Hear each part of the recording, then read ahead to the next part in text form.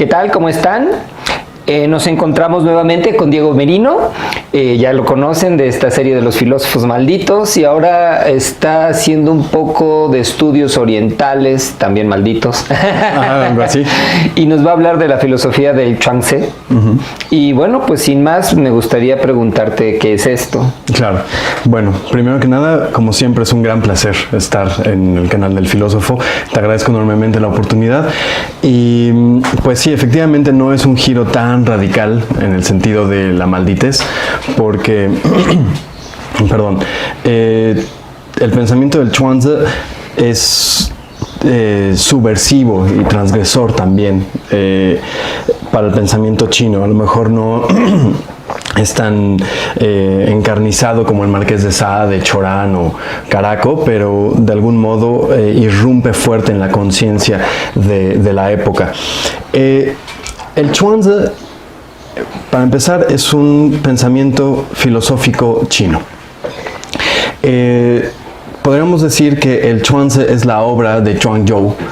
La figura de Zhuangzhou cumple del 350 más o menos al 280 antes de Cristo, y esto también depende de muchas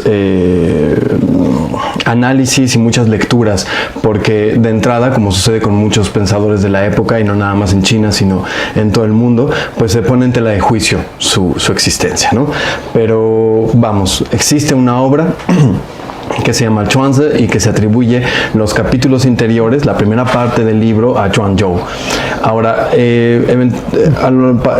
eventualmente iré desarrollando en qué consiste la obra, pero me parece que para poder introducir al público del filósofo al pensamiento del Chuang-Tzu, lo mejor será circunscribirse al famosísimo cuento del sueño de la mariposa.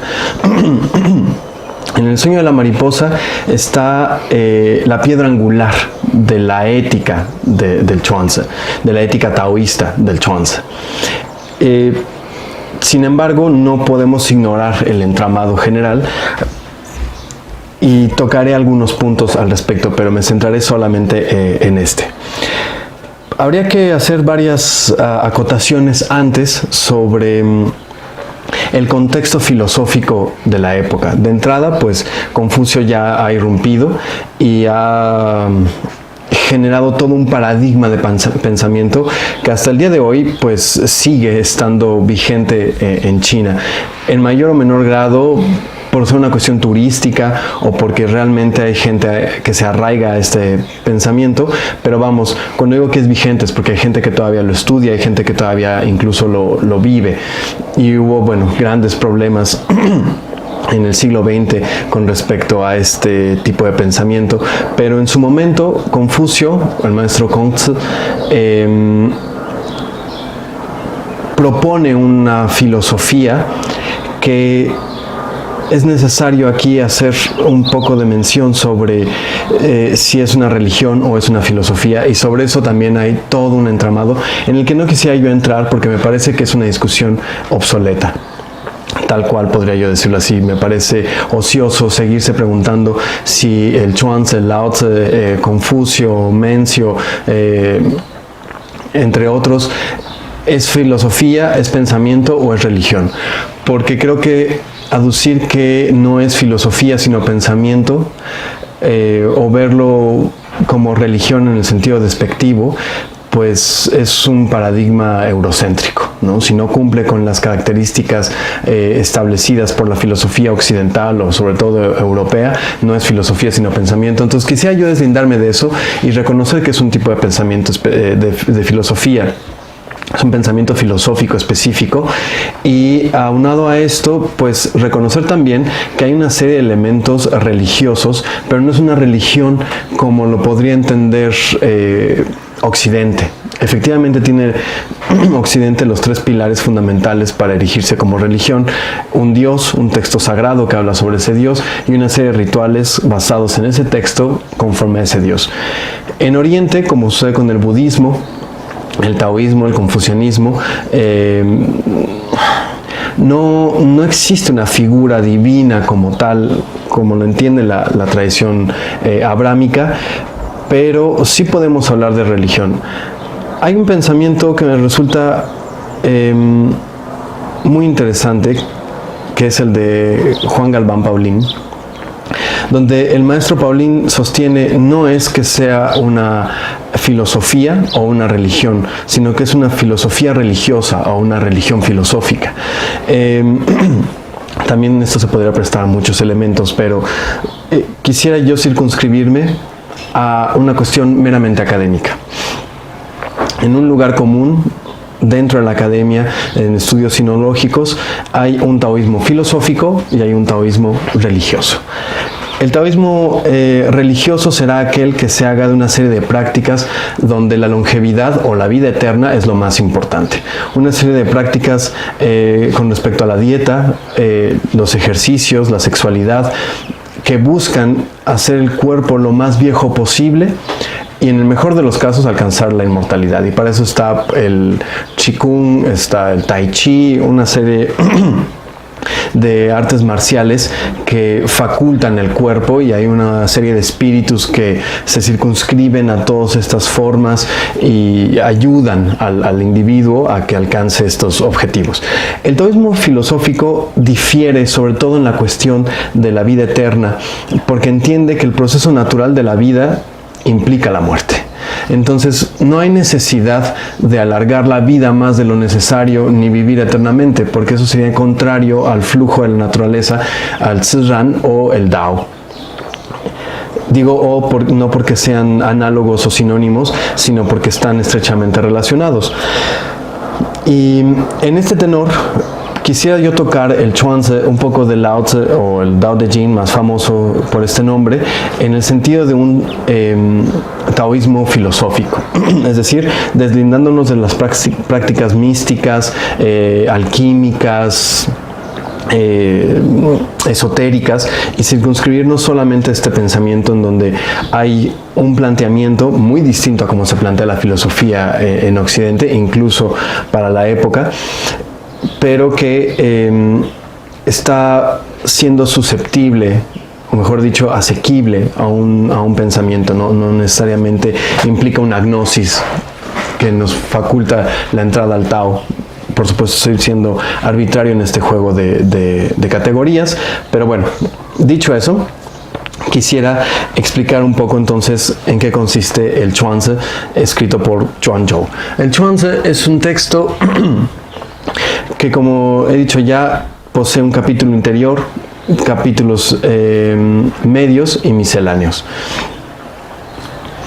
Estos tres capítulos son, digamos, tres grandes libros subdivididos en capítulos, en parágrafos, en poemas, en historias, pero se aduce la autoría de Zhuangzhou, que es el filósofo del que se ha dudado la existencia, del que he dicho que ya comprende este periodo de tiempo antes de Cristo o antes de la era común. Solo los primeros capítulos, los capítulos interiores, se reconocen como autoría de este.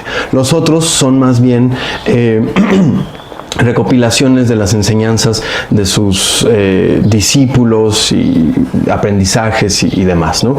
Entonces me voy a centrar solamente en los capítulos interiores, y en específico al final del apartado 2 del libro 1 viene el sueño de la mariposa.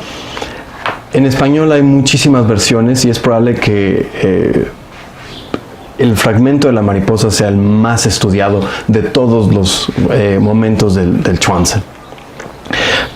De todas las traducciones en español que existen, la que a mí más me gusta es esta de Pilar González y Jean-Claude Pastor Ferrer, porque Ferrer es un sinólogo respetado, conocido, y Pilar González es una poeta.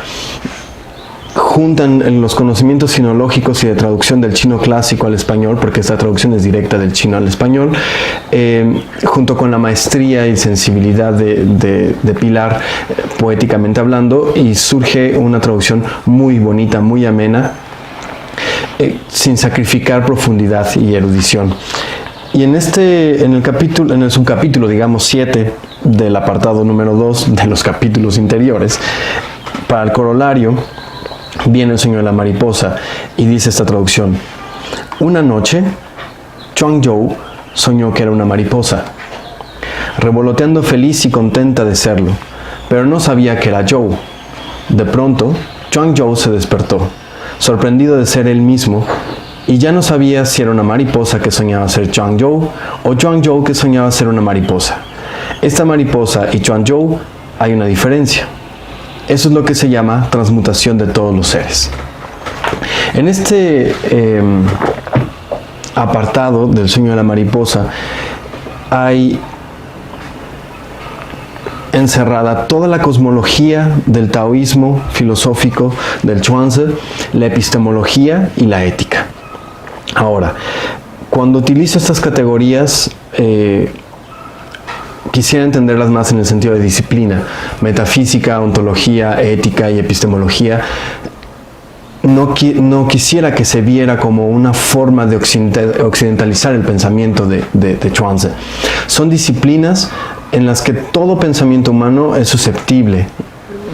Todo el pensamiento humano es susceptible de entrar a estas disciplinas. Tiene una cosmología específica, una teoría del conocimiento específica y una exhortación al modo de actuar específico. Por eso no veo yo ni arbitrario ni negligente hablar de epistemología, metafísica, ontología china. Perdón. En el taoísmo, ni en el confucianismo, ni en el legalismo, cada uno con sus acepciones específicas. Pero no trato yo de occidentalizarlo, sino que solo quiero esquematizar el pensamiento. Y en este tenor podemos hablar de que Chuanzi es un filósofo que se ha connotado como taoísta. Él no se reconoce taoísta en ningún momento. Él habla del Dao o Tao en más de una ocasión. Sin embargo, hay que tener en cuenta que el carácter de Dao o Tao lo hablan todas las escuelas de pensamiento anteriores incluso a Lao Tzu, el Dao de Jing. Confucio, Mencio, el I Ching hablan de Tao. Para eso hay un texto interesantísimo, el Dao en disputa de Graham, en el que se hace un muy largo análisis de cómo ha cambiado o cómo cambia en este periodo filosófico muy rico la categoría de Tao. En el caso de Chuanzi, él no se reconoce taoísta, pero cuando se hace un análisis de todas las escuelas de pensamiento por obra de Suma Qian, mete a Liezi, a Lao Tzu y a Chuanzi en la misma categoría como taoístas. ¿Por qué? Porque cumplen con ciertas situaciones en las que coinciden o coquetean con la idea del Tao bajo una misma estructura, pero ninguno de ellos se considera propiamente taoísta. Pero vamos a dejarlo así, académicamente hablando. Chuanzi es taoísta, pero tiene un taoísmo muy distinto al del Dao de Jing y al del Liezi. Cuando hablo del Dao de Jing o del Lao Tzu, estoy hablando del mismo texto, del mismo autor. Cuando hablo del Liezi, hablo del autor, pero también de la obra. Hay una tendencia en esta época a reconocer la obra con el nombre del autor. Y sobre esto, bueno, toda la estética china da testimonio, pero no vamos a entrar en detalle. El punto es que el sueño de la mariposa inserta la cosmología del Chuanzi, la revelación de cómo conocemos el mundo y finalmente la exhortación. Es decir, para atender a este entramado, el sueño de la mariposa lo que va a hacer es hablarnos de cómo se da la naturaleza, cómo deviene el universo entero, cómo lo conoce el ser humano y cómo termina actuando acorde a. La hipótesis entonces es que el pasaje del sueño de la mariposa encierra toda la ética del taoísmo por entero del pensamiento de Chuanzi. Ahora, ¿cómo se desarrolla o cómo podemos involucrar esta situación? En el momento en el que Chuanzi se queda dormido, sueña que es una mariposa, revolotea feliz y demás, despierta y duda: ¿soy el filósofo que ha soñado ser una mariposa o soy una mariposa que está soñando que es un filósofo? A esto llaman la transmutación de todas las cosas. Habría que desmenuzar el pasaje. En un primer momento, la mariposa cumple con las condiciones del mundo de la vigilia, por decirlo de alguna manera. ¿Por qué? Porque la mariposa está volando, no está nadando ni se está arrastrando, sino que está volando como vuela en la vigilia. El primer momento es cuando termina Chuang-Tzu sosteniendo que a esto llamamos la transmutación de todas las cosas, es que toda la naturaleza está en constante cambio. Si el Tao es anterior o posterior a la naturaleza, también hay mucho que discutir, sobre todo en el Chuang-Tzu. En el Tao Te Ching o en el Lao Tzu queda claro que primero es el Tao y después la naturaleza. En el Chuang-Tzu hay una especie de homologación en los capítulos interiores. Posteriormente, en el capítulo segundo y tercero, parece ser que primero será la naturaleza y después el Tao, pero también eso implica otro video en el canal del filósofo. Vamos a centrarnos en el hecho de que el Tao implica una profunda comunión con la naturaleza y está en constante cambio. Ahora, habría que ser coherente y decir que es el Tao. El problema con decir que es el Tao es que, como apunta en el primer renglón del primer capítulo del Tao Te Ching, es aquel que dice lo que es el Tao no sabe lo que es el Tao, y aquel que no dice que es el Tao sabe lo que es el verdadero Tao. No podemos decir que es el Tao, porque el Tao irrumpe. El Tao es asequible en la experiencia de la existencia. Si nosotros catalogamos qué es el Tao, si nosotros hacemos una serie de definiciones, en ese momento sacrificamos lo que es el Tao, porque se escapa a las definiciones y a las reglamentaciones. Esto también lo tiene el Chuang-Tzu. De hecho, el Chuang-Tzu tendrá mucho cuidado en relativizar y hacer mofa de estas construcciones de definición, de esquematización, de argumentación. En más de una vez, el Chuang-Tzu se erige como este texto subversivo transgresor por lo que estoy diciendo. En más de una ocasión, Confucio queda como un hombre atónito ante la sabiduría del taoísmo. En otras ocasiones, Confucio termina siendo el que enseña. Pero el Chuang-Tzu, como casi toda la tradición taoísta, es una fuerte crítica al confucianismo y a la idea de la estructura única e inamovible. Hay un cuento literalmente chino en el que Confucio llega con Lao Tzu, el maestro taoísta por excelencia, y le pregunta que qué son los ritos. Los ritos para el pensamiento confuciano son muy importantes, porque le dan forma y estructura al mundo. Ahora, no de manera trascendental en el sentido de un más allá. Y aquí, para los kantianos, no quisiera yo entrar en disquisiciones con lo trascendental, lo trascendente. Vamos a usarlo coloquialmente, para hacer honor al taoísmo, que no es sencillo, pero sí es simple. El taoísmo apela siempre a la simpleza. Todo este video que estamos haciendo, todo lo que vamos a analizar y hemos estado analizando hasta el momento, es una pérdida del tiempo para el taoísmo. Es decir, todo aquel que se acerque a este video en el canal del filósofo para saber qué es el Tao o qué es el Chuang-Tzu, va a perder su tiempo. Como tú en ese momento pierdes el tuyo y yo pierdo el mío, porque no estamos hablando de lo que es el Tao, no estamos hablando de la verdadera transmutación de las cosas. Pero bueno, dicho esta advertencia, que no es ninguna exhortación a que apaguen y se vayan a ver otro video, sino al contrario, que les entre esta inquietud jovial por acercarse al Chuang-Tzu y al taoísmo, retomo. Los rituales no son una cuestión de orden trascendental en el confucianismo. De hecho, para Confucio queda muy claro cuando se le preguntan qué hay más allá de la muerte, qué hay después de la muerte. Confucio contesta: si no sabemos ni lo que es la vida, no habría por qué preguntarse lo que hay más allá. Hay que atenerse a lo que hay acá. Lo que no quiere decir que no guardemos los ritos para los ancestros, los cuidados por lo trascendente, pero no por la cuestión de un castigo en el más allá, sino porque tener conciencia de estos rituales genera en la sociedad una armonía, un orden, genera la conciencia de quién está por encima de mí y cuáles son sus responsabilidades para conmigo y viceversa.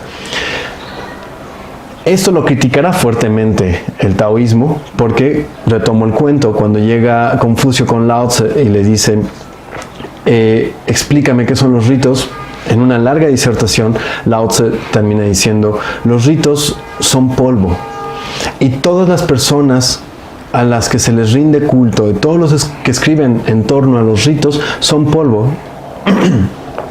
Confucio sale, se encuentra con sus discípulos y le dicen,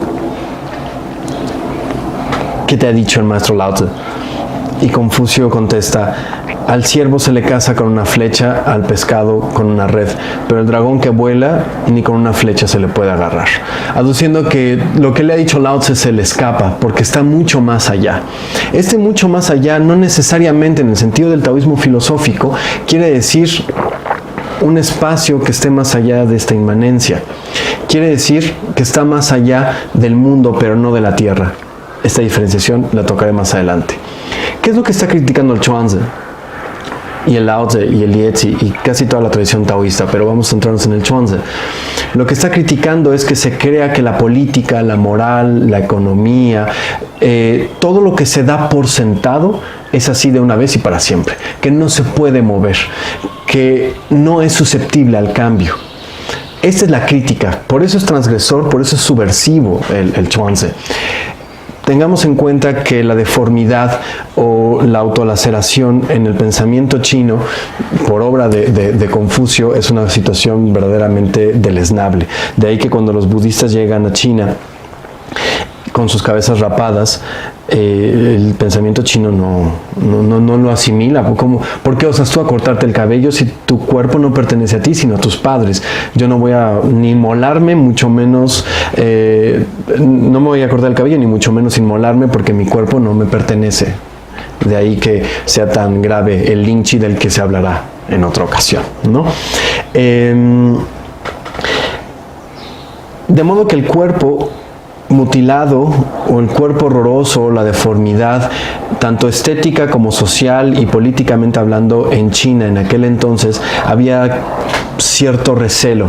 Los héroes del Chuang Tzu son deformes, son mutilados, son gente que no debiera ser tan sabia como resulta serlo, ¿no? En el Chuang Tzu siempre se da una importancia a la monstruosidad, siempre se da importancia a lo inútil, a lo feo, a lo que socialmente no se considera correcto.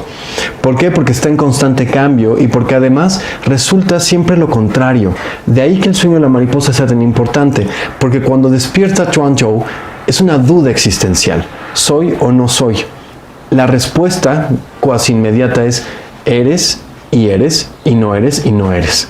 ¿Por qué? Porque el constante cambio genera las condiciones de posibilidad para que se esté renovando, generando, degenerando, creando y recreando las cosas. Hay un pasaje precioso en el Chuang Tzu donde ha muerto su esposa y los discípulos de Chuang Zhou van a encontrarse con su maestro y se lo encuentran tocando una flauta y los discípulos se choquean porque pues no entienden por qué no está cumpliendo con un luto más ortodoxo. Y cuando le preguntan por qué está tocando una flauta, Chuang Zhou termina diciendo: ¿por qué habría yo de guardarle un luto sereno, taciturno a mi esposa? En un principio ella no era, después fue y ahora ya no es más, para volver a ser después de otra forma. Entonces no tendría yo por qué angustiarme, ella sigue siendo al tiempo en el que él ya no es. Ahora, habría que tener mucho cuidado con estas ideas de ser o no ser, ¿no? Porque las categorías de ser o no ser no son categorías propias del pensamiento chino, más bien habría que aducir haber y no haber. Mi esposa había esposa, ahora no hay esposa, después habrá otra esposa, y no la otra esposa en el sentido de que Chuang Zhou buscara otra esposa, sino en el sentido de que su misma esposa devendrá en otra cosa. Devendrá en pasto, devendrá en oso, en fin, es toda una cosmología que está unida bajo la dirección del Tao. Si bien hemos dicho que no podemos hablar de lo que es el Tao, es necesario académicamente decir unas palabras. El Tao es esta constitución de la existencia de la que participan todas las cosas, en donde hay una lucha de contrarios tan famosa que es el yin-yang.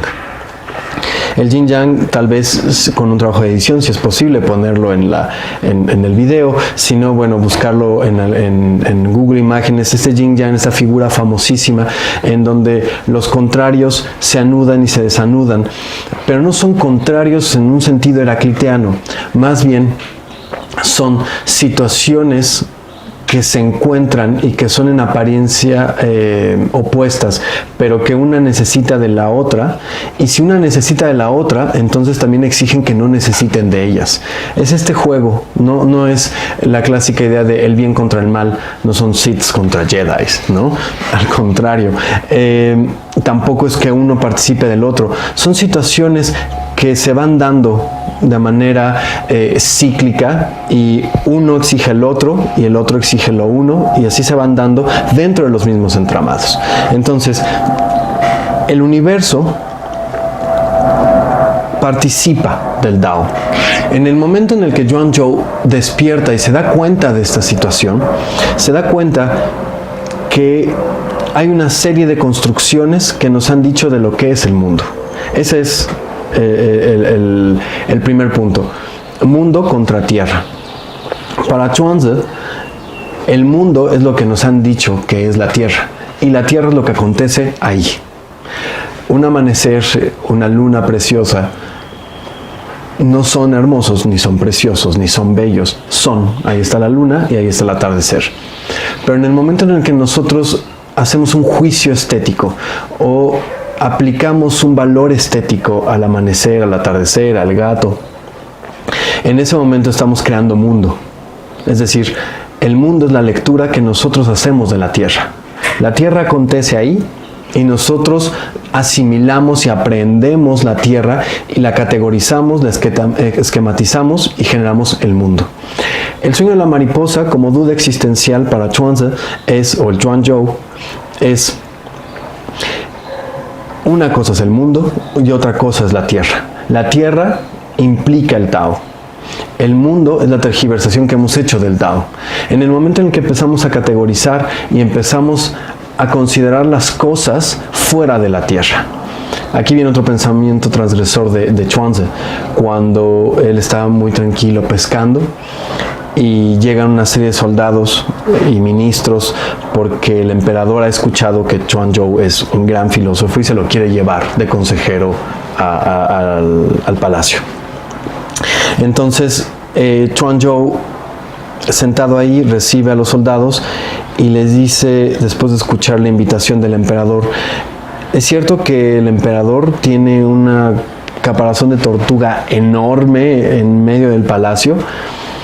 Y los soldados y ministros, muy orgullosos, le dicen que sí. Y Chuang se confronta diciendo: ¿Ustedes qué creen? ¿Ustedes creen que la tortuga preferiría estar ahí en el centro del palacio o arrastrando la cola en el fango? Todos contestan: preferiría estar la tortuga arrastrando la cola en el fango.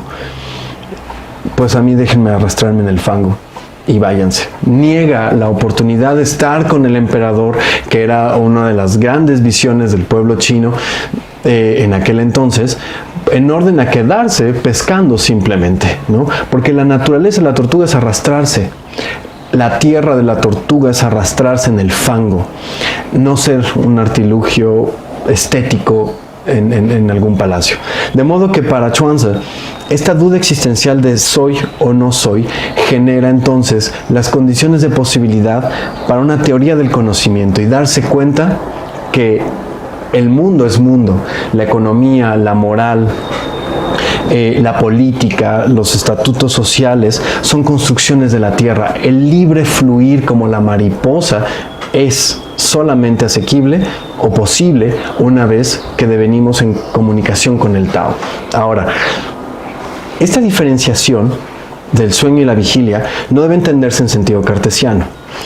¿Por qué? Porque las dos experiencias son importantes. En un momento dado, Descartes, o bueno, yo me imagino que Descartes habrá sentido alguna ansiedad al más puro estilo de Neo en Matrix, de no saber si está despierto o durmiendo, y la necesidad de despertarse, porque lo despierto es mucho más importante. Esta película, a lo mejor para el público del filósofo más joven, no la tienen tan fresca. A mí me parece todavía un hito cinematográfico, pero será bueno darle una revisión a esta película Matrix de las hermanas Wachowski, en donde los personajes juegan con la idea de estar dormidos o despiertos, y algunos prefieren estar despiertos porque eso es lo real, esa es la realidad, mientras que otros prefieren estar dormidos porque es mucho mejor estar dormido, porque la realidad o lo real, lo que se considera como real, es patético en el sentido de padecerlo. Bueno, Descartes en un momento dado está buscando esta diferenciación, o pareciera que la está buscando. Necesita centrarse en uno o en otro.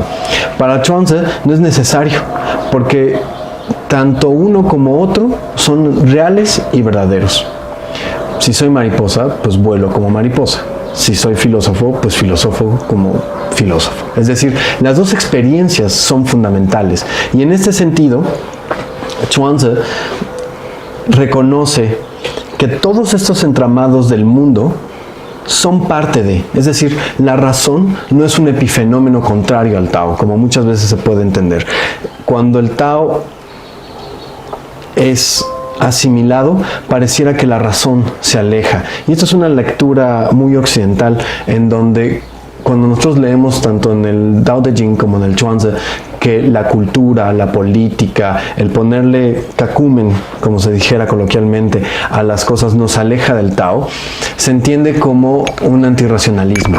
Y no es que el Chuang-Tzu o el taoísmo sea antirracionalista, lo que pasa es que reconoce cuáles son los modos y maneras de la razón y cómo hace asequible la tierra para convertirla en mundo. De modo que no entiende la razón como un epifenómeno, sino que entiende que la tierra puede ser también cercana a la razón. Lo importante no sería traducirla en mundo. Entonces, para irnos acercando un poco al entramado del sueño de la mariposa, para después a lo mejor un par de preguntas que quieras plantear. Este sueño de la mariposa critica entonces lo social, lo económico, lo político, y al mismo tiempo exhorta a una actitud ética. ¿Cuál es la exhortación ética aquí? Fluir como la mariposa, pero de manera inmanente, trascendente. Es decir, cuando yo atiendo a la inmanencia, cuando yo entiendo a los modos y maneras de cómo acontece la naturaleza,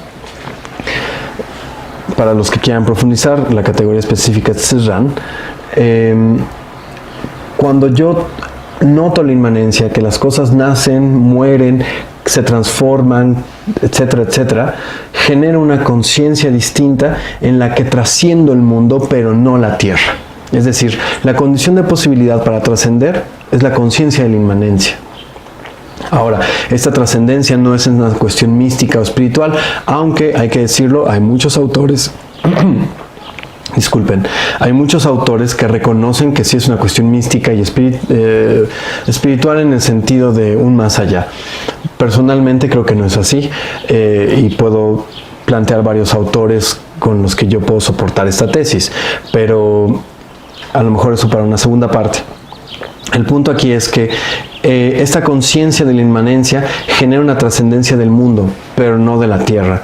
Y en este sentido fluyo. Es la espontaneidad. Cuando hablamos de Tzran, hablamos de naturaleza, pero también hablamos de espontaneidad. La naturaleza es espontánea, surge, deviene, se mueve.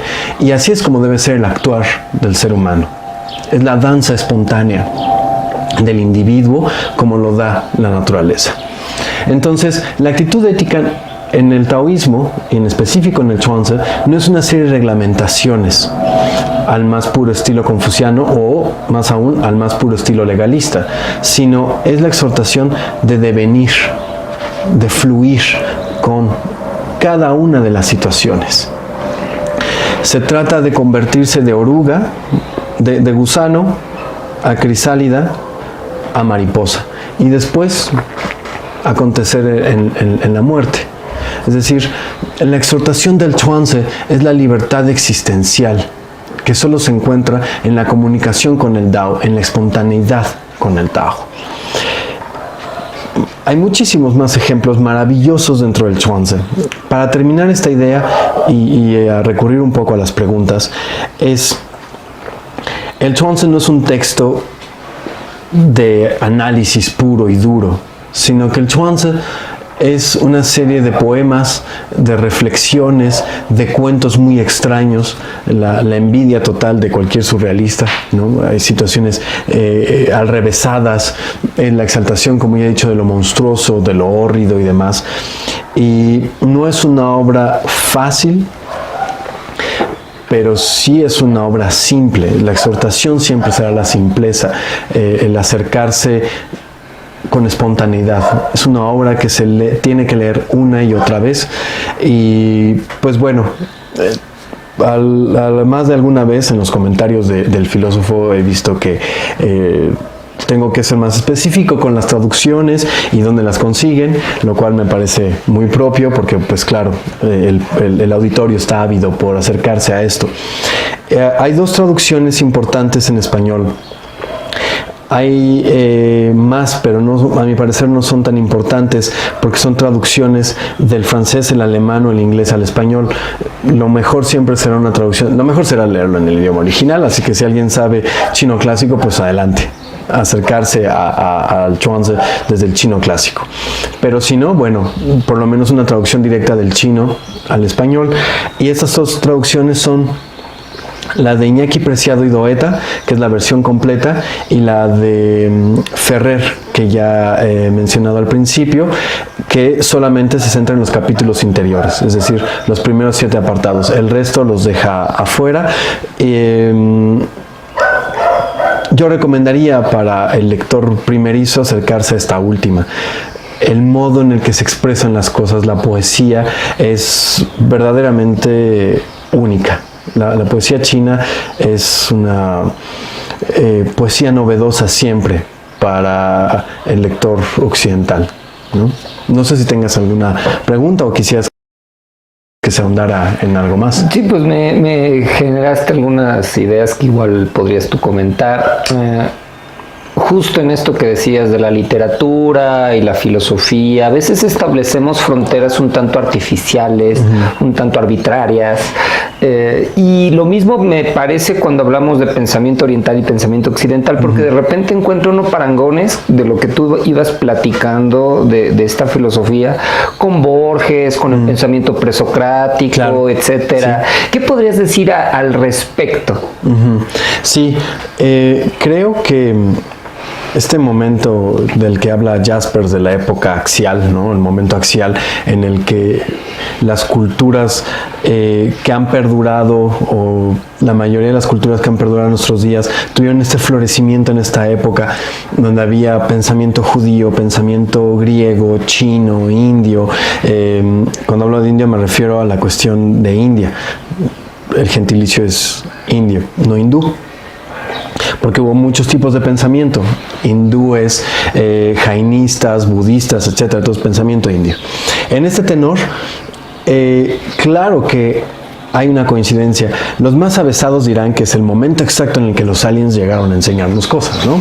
Pero los más académicos y por lo tanto más aburridos, pues reconocemos que habría que voltear atrás, habría que pasar un tiempo de humanidad para voltear atrás y hacer una reflexión filosófica y hacer una serie de planteamientos. Entonces, claro que sí hay una similitud. Empecemos por la esvástica, ¿no? La esvástica y el arco. Creo que esas son dos situaciones que todas las culturas tuvieron. Todas las culturas, casi todas las culturas, para no ser generalista, tuvieron el arco, ¿no? Y no necesariamente porque tuvieron comunicación con otras culturas. Parece ser que el arco surgió de la existencia, ¿no? del manejo de los instrumentos. Y lo mismo la esvástica, que claro ha sido tergiversada después de la Segunda Guerra Mundial o a partir de la erección del Tercer Reich, pero vamos, La esvástica es mucho más antigua, lo tenían los celtas, lo tenían los vikingos, lo tenía el pensamiento chino. El yin yang nace de una esvástica arcaica. El maestro Sleiman lo podrá decir con el Cloquenahuaque. También ahí había cierta idea de la esvástica. No de la esvástica como tal, pero vamos, del principio figurativo, de la estética. ¿Por qué? Porque son los 4 puntos cardinales, arriba, abajo, izquierda, derecha, ¿no? Es decir, son situaciones que están en el momento en el que nosotros somos conciencia de dónde estamos parados. Entonces, sí, yo creo que es, por ejemplo, en algún momento, y esto podríamos hacerlo si me honran una vez más con la participación en el canal del filósofo, hacer una comparación entre Heráclito y el Tao Te Ching, ¿no?